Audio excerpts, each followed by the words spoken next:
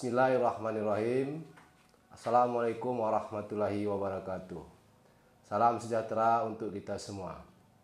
Kami dari tim gugus tugas percepatan penanganan COVID-19 Kabupaten Aceh Tenggara dengan ini menyampaikan perkembangan terkini percepatan penanganan COVID-19 di wilayah Kabupaten Aceh Tenggara pada hari ini Selasa 18 Agustus 2020.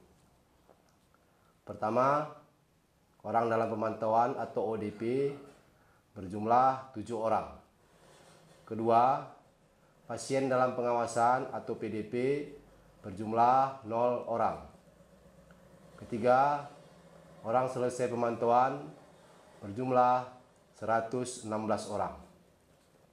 Selanjutnya, kami sampaikan jumlah orang yang masuk dari pos pemeriksaan perbatasan Loi Pakam yang berbatasan dengan Kabupaten Karo, Provinsi Sumatera Utara dari tanggal 17 Agustus 2020 pukul 08.00 WIB sampai dengan 18 Agustus 2020 pukul 08.00 WIB berjumlah 86 orang.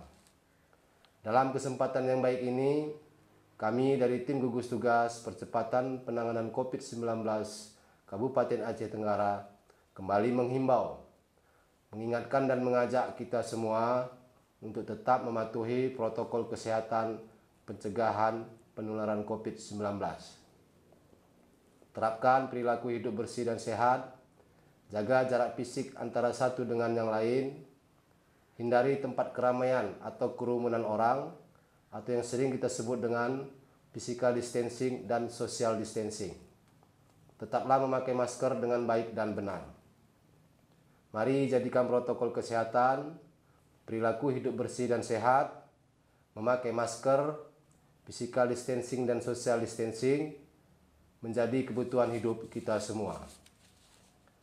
Tim gugus tugas Kabupaten Aceh Tenggara mengingatkan kembali kepada pihak sekolah menengah pertama atau yang sederajat dan sekolah menengah atas atau yang sederajat untuk menjalankan penerapan protokol kesehatan pencegahan penularan COVID-19 dengan sebenar-benarnya di sekolahnya masing-masing, agar tetap berkoordinasi dengan tim gugus tugas Kabupaten Aceh Tenggara, supaya hal-hal yang tidak diinginkan tidak terjadi kepada peserta didik dan para guru di sekolah masing-masing.